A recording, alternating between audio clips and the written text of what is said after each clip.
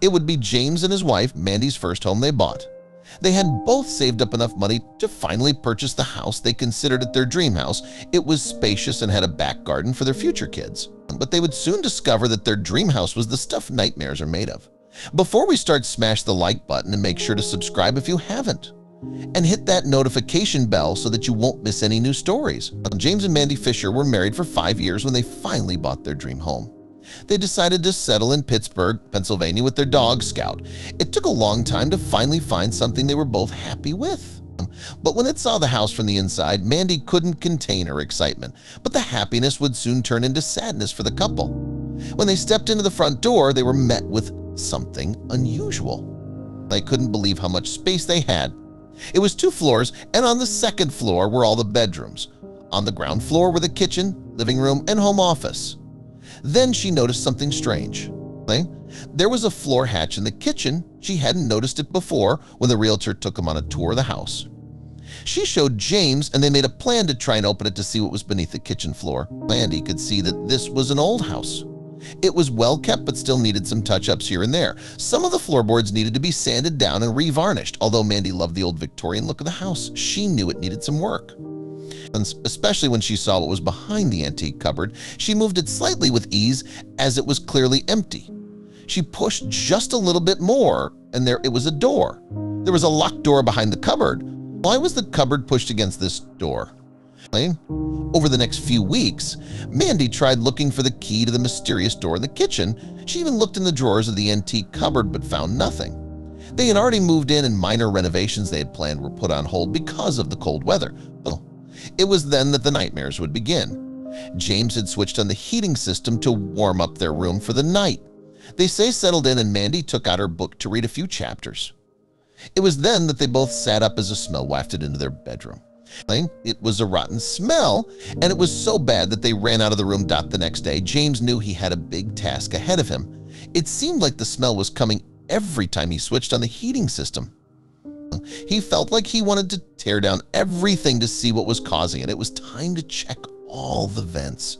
All the rooms had it, so it was just a matter of unscrewing them all and checking what was inside. James realized that it could be something that he wasn't able to do on his own. This job needed the help of a professional. They decided it would be best to call in help.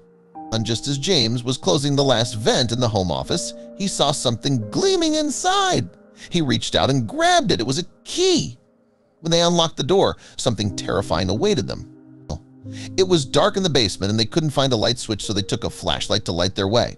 They slowly descended the stairs until all they could see were dust particles dancing in the light of the flashlight. They saw more wine barrels, antique furniture, wooden chests, and lots of framed pictures. All of the chests were empty, and Mandy wondered what the old lady had kept inside them.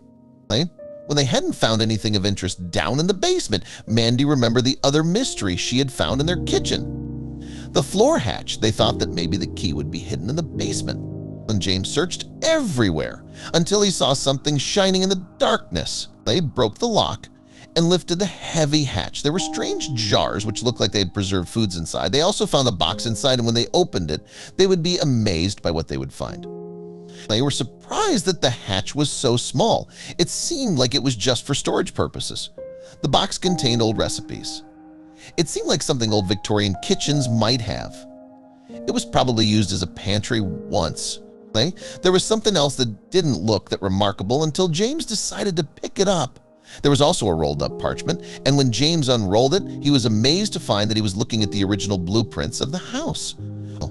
It was dated 887. James couldn't believe what they had just found. They packed everything back in the box and lifted it out of the hatch. It was getting late, and they still had so many things to do. Annie reassured her husband that they would worry about it in the morning. For now, they finished dinner and went to bed. But neither of them could sleep easy in the strange house when their minds were on what was going on. The morning broke, and the two woke up. But neither felt like they had gotten quality sleep. The couple really regretted buying the house in this state. But when James saw the distressing look on his wife's face, he decided to try and cheer her up the best way he knew how. They decided to relax in the living room. James lit the fireplace, and it warmed the whole room up. Then they brought out the box they found in the floor hatch. They looked at the old blueprints and compared them with the one the realtor gave to them. There were noticeable differences, and then the dog Scout started barking uncontrollably again. Was he warning them of imminent danger? The couple knew they had to figure things out before they went to bed again. The Scout was barking at the same corner of the living room. James decided to have a look at what he was barking at. James felt like he was losing his mind. He lifted the carpet, and there it was, another vent. But this was very strange because this vent was not on the new blueprint, but it was on the old one. James and Mandy were getting worried. James remembered the key he had found in the last vent. Maybe this one held similar secrets? James collapsed into his wife's arms. He reluctantly conceded and called professionals, but they would only arrive the next morning. The prospect of spending another night in the house without figuring out what was going on scared them both. That night, Mandy woke up again. To her horror, her husband was out of bed again. She knew exactly where he was. He was looking into the vent like a lunatic. Mandy slowly approached him and coaxed him back to bed. She knew things had to end now. The next morning, James called in professionals immediately. They needed to check if there wasn't anything in the vent as he couldn't open it. It might be an infestation or a dead rodent inside. They came in 30 minutes, equipped with everything needed to pry open the vent.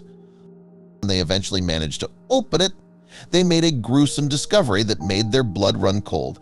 They found various jars with putrid liquids in them, and most disturbingly, several animal carcasses and bones. James and Mandy were uneasy. This is what Scout was barking at, and the jars were causing the smell. What did this mean? Mandy wondered if their house was used for rituals and sacrifices, and she didn't want to live there anymore if that was the case. Then the maintenance man then told them it wasn't as unusual as they thought. He told them that he and his team found these all the time in the old Victorian houses. It was Pennsylvania's tradition of ritual healing known as powwow. He said they used animal carcasses to combine elements of religion and belief with health and healing. It seems the old lady who lived here needed healing, but James and Mandy decided that it was best to remove the jars and carcasses so that the smell could disappear and they can continue to live normal lives so that Scout can be at ease.